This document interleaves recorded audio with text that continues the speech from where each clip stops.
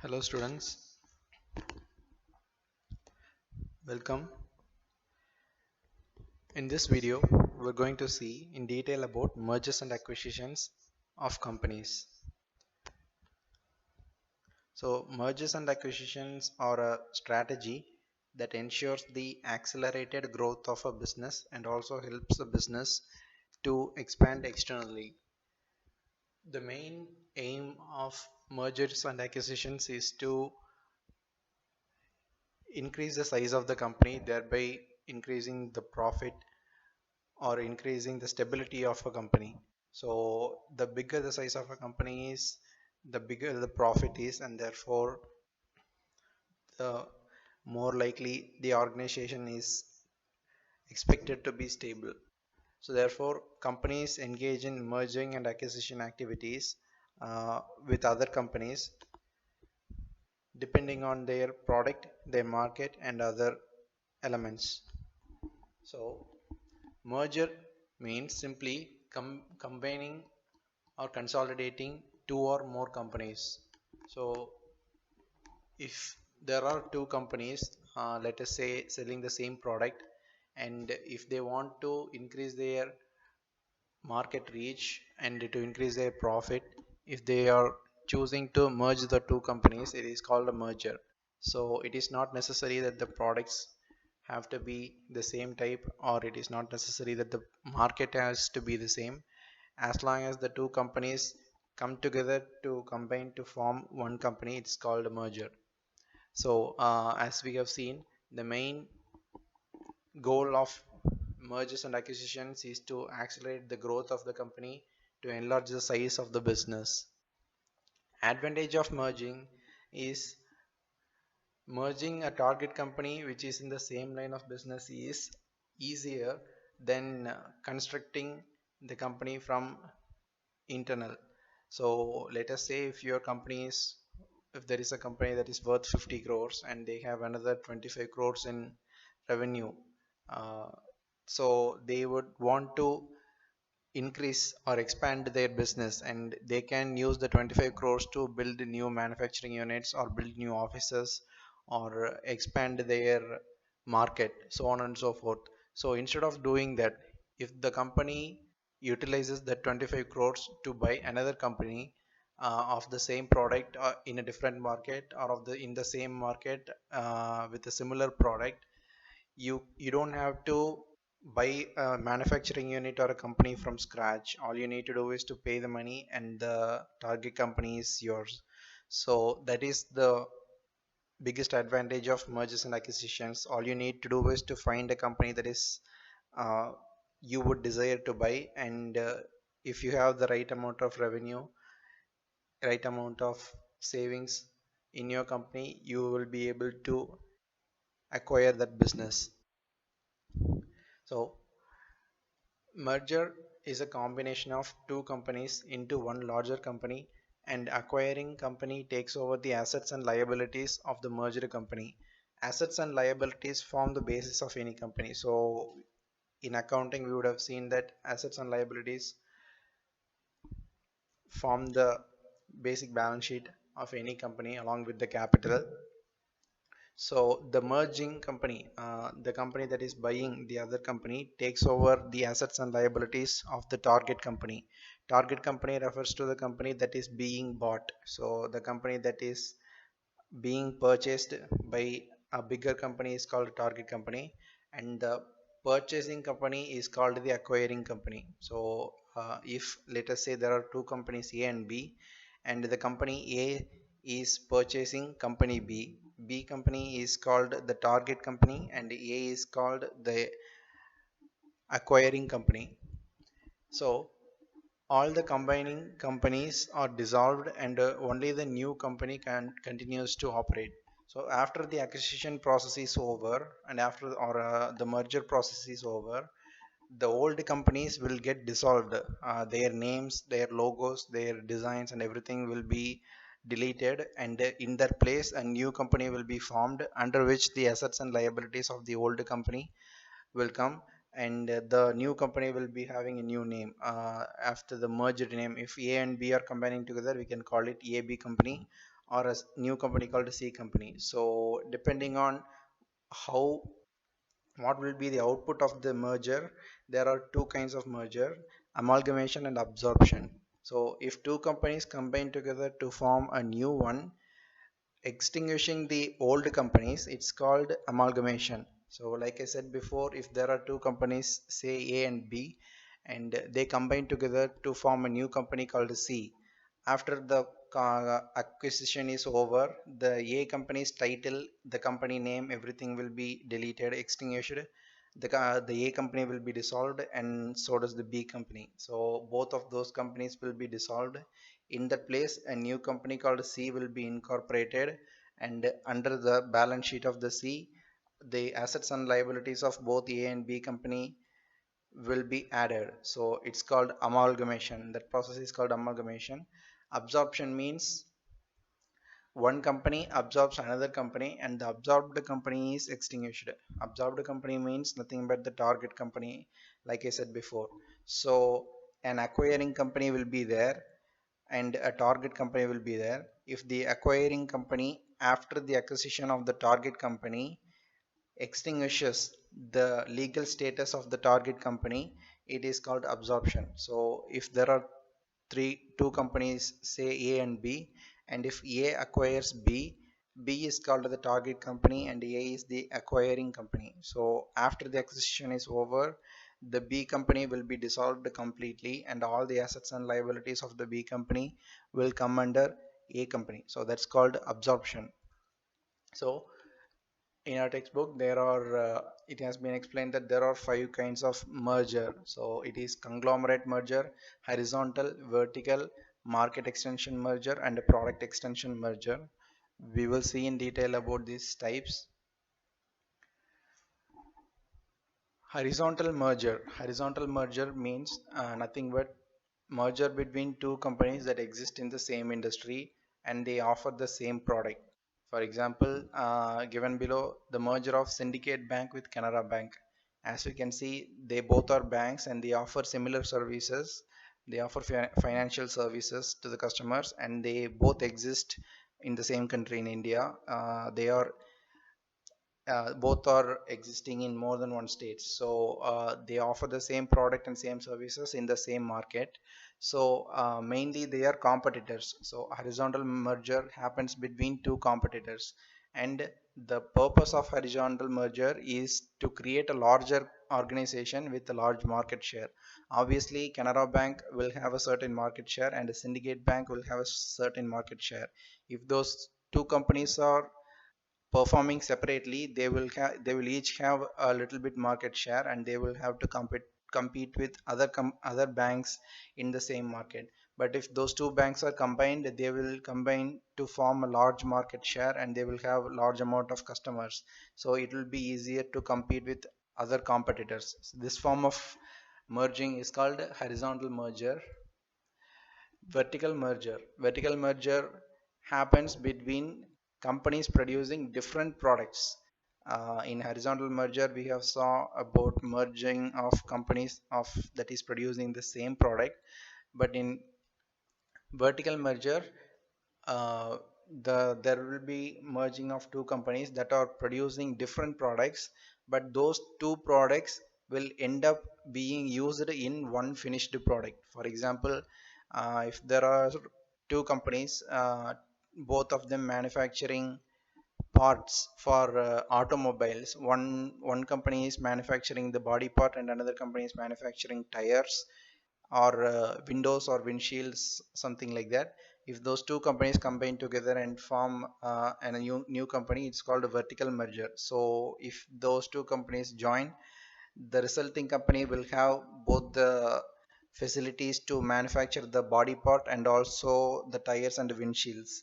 Therefore, it will be easier to survive in the market, having a large production unit, a large market share, and so on.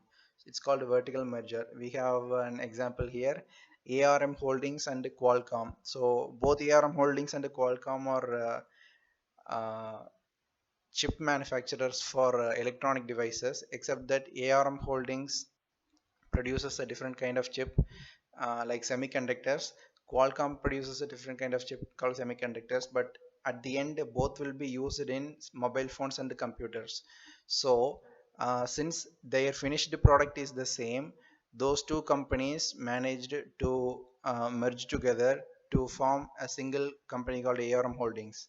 So this kind of merger are called a vertical merger. Vertical mergers, the important thing to notice is that those the two companies that get merged together have the same, so have different products, but its end product is the same. The finished product is the same. So that is called a vertical merger. Next one is market extension merger. This kind of merger happens between the companies that offer same product but in different markets. So we may have come across this variety of times. There will be one company that is offering a product in one area, and there will be another company offering the same product in a different area, but these two companies do not cross the line between others area. For the best example is if there is a company that is offering women's clothes, and if there is another company that is selling men's clothes, and the company that is selling men's clothes will want to stick to its own business, and since it doesn't have the expertise and qualification to or experience to create or design women's clothes, it will not enter into that market, enter into that area. Market does not only mean location, it can also mean different categories of consumers. So your market can be a particular location like Tamil Nadu, Kerala, or Andhra, or it could be a category of consumer like men, women, children, or old people, something like that. So if those two companies manufacturing clothes for men and women merge together and form a new company, it's called a market extension merger, and the resulting company will have the products to sell to both men and women. So therefore the resulting company will have more customers, and it is more customized, it will have more experience in the market. So that is an advantage in market extension merger. So we have an example, Walmart and Flipkart. Flipkart is obviously a consumer durable company, online selling, mainly an e-commerce business that is present in India. Walmart is one such company, but it's not online, it's not e-commerce. It also does e-commerce, but it's also has stores in various locations in different countries. Walmart is an international business. So both of these products have one similarity. It is that they sell fast moving consumer goods. So in India, acquisition of a fast moving consumer goods was banned before, but in the recent times, in the present decade only, that ban has been lifted, and therefore Walmart took advantage of that and bought one of the biggest e-commerce sites in India, that is Flipkart. So after purchasing this site, Walmart has the ability to expand its market, not only in the United States, Canada, and so on, but also it has introduced its shops in India also. So therefore, it has extended its market into a new place. So that's why we call it market extension merger. Next is product extension merger. Mergers happening between two companies offering related products existing in the same market. So this happens between direct competitors that are present in exactly the same market. So this kind of merger is pretty rare because those two competitors will be direct competitors, and they will have a very long history of getting up and stabilizing their business in such market. But still, if there are like three or more competitors, and if two of them wants to acquire the big market share, they will combine together to form a merger. So one such example is Nissan and Renault. So Nissan and Renault both are foreign companies that are selling cars in India, but they do not have a separate manufacturing facility. So both Nissan and Renault cars are being manufactured at the same manufacturing unit. I think it is in Chennai. So both Nissan and Renault cars, Nissan I think Renault Duster, Nissan Sunny, and so on, whatever their models are, all of those model cars are being manufactured in the same manufacturing unit. So therefore, Nissan and Renault is taking the advantage of using the same manufacturing unit for their two different businesses. So by doing so, they are extending their product in the same within the same market. They are not expanding the market. They exist in the same market. It's just that they are extending their product. So these companies take advantage of uh, profiting from less expense being spent in manufacturing. So that's why we call it product extension merger. There is one more merger called conglomerate merger.